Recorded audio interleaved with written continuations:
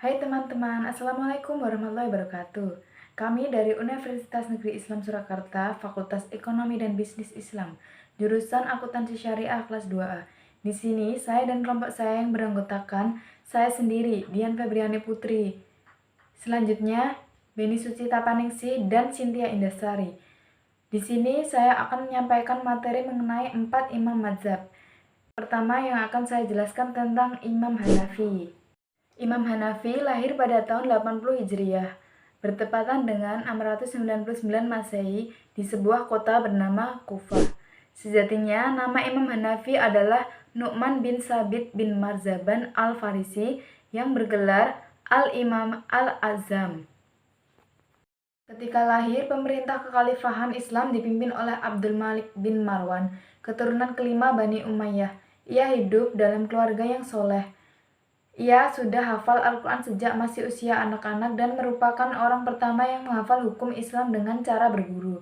Saat masih kecil, Imam Hanafi biasa ikut rombongan pedagang minyak dan kain sutra. Bahkan dia memiliki toko untuk berdagang kain. Dalam perjalanan waktu, Imam Hanafi yang dikenal sebagai orang yang haus akan ilmu pengetahuan, khususnya dalam ilmu agama, menjadi seorang ahli dalam bidang ilmu fikih dan menguasai berbagai bidang ilmu agama lain, seperti ilmu tauhid, ilmu kalam, ilmu hadis, serta ilmu kesusteraan dan hikmah. Tak sebatas menguasai banyak ilmu, ia juga dikenal banyak menyelesaikan masalah-masalah seperti masalah sosial keagamaan yang rumit. Kemahirannya dalam berbagai disiplin ilmu agama itu dipelajari dari sejumlah ulama besar masa itu. Di antaranya adalah Atha bin Abi Rabah, Asy' Sya'bi, Adi bin Sabit, Abdurrahman bin Humurj al-A'raj, Amru bin Dinar, dan Thalhah bin Nafi. Ia juga belajar kepada ulama lainnya, seperti Nafi Maulana, Ibnu Umar, Qatadah bin Di'amah, Qais bin Muslim, Abdullah bin Dinar, Hamad bin Abi Sulaiman atau guru fikihnya. Menggagas mazhab yang kedua yaitu mazhab Malik adalah Imam Malik rahimahullah. Beliau bernama Malik bin Anas bin Malik, berkunyah Abu Abdillah dan berlakop Imam Darul Hijrah. Digelari dengan Imam Darul Hijrah adalah karena beliau tidak pernah keluar dari kota Madinah. Imam Malik lahir di kota Madinah pada tahun 93 Hijriah. Demikian mayoritas ulama berpandangan. Kehidupan Imam Malik erat kaitannya dengan berbagai hal yang menakjubkan. Imam An-Nawawi mengatakan bahwa Imam Malik belajar dari 900 ulama, 300 dari kalangan tabi'in, sedangkan 600 lagi diantaranya dari kalangan tabi'in yang beliau pilih dan ridhoi agamanya. Di antara guru beliau adalah Nafi, Az-Zuhri, Ayub As-Siktiani, dan sebagainya dari ulama negeri kota Madinah. Beliau jarang meriwayatkan ilmu ulama dari negeri lain. Kemudian murid beliau juga banyak jumlahnya. Dan di antara guru beliau yang juga meriwayatkan ilmu dari Imam Malik adalah Az-Zuhri, Rabi'ah, Yahya bin Sa'id, dan sebagainya. Sedangkan dari sejawat beliau adalah Imam Al-Auzal, Ats-Tsauri, Al-Laits bin Sa'id, dan sebagainya. Di samping mereka, murid beliau juga adalah Ibnu Mubarak, Muhammad bin Hasan, Sa'id al-Aqtan.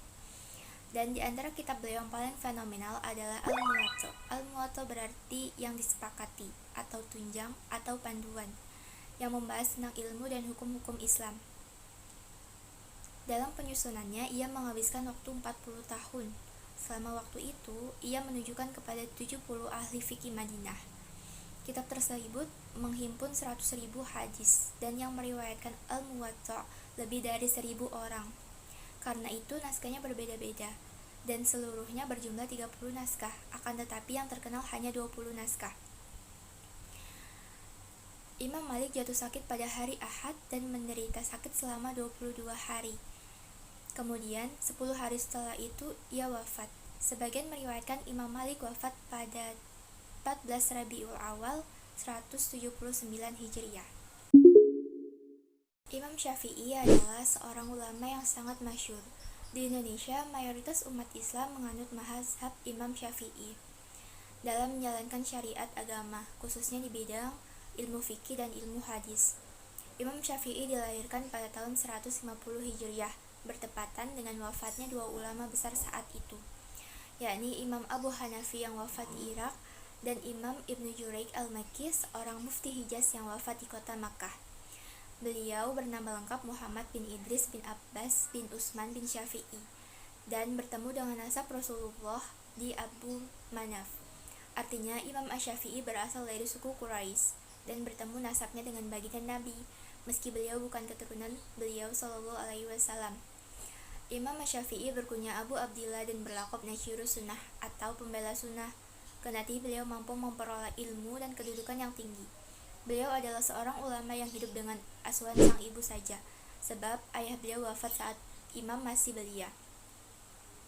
Sang imam tumbuh kembang di Makkah meski lahir di Gaza, sebab pada umur 2 tahun sang ibu membawa beliau untuk menetap di Makkah. Setelah menjadi ulama besar dan mempunyai banyak pengikut, ia lebih dikenal dengan nama Imam Syafi'i, dan mazhabnya disebut mazhab Syafi'i.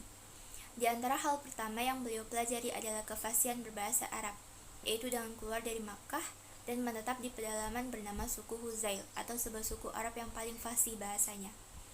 Baru setelah itu beliau belajar fikih dari 2 kutub keilmuan, dari Imam Malik dan dari murid senior Imam Abu Hanifah, yaitu Abu Yusuf dan Muhammad bin Hasan Asy-Syaibani.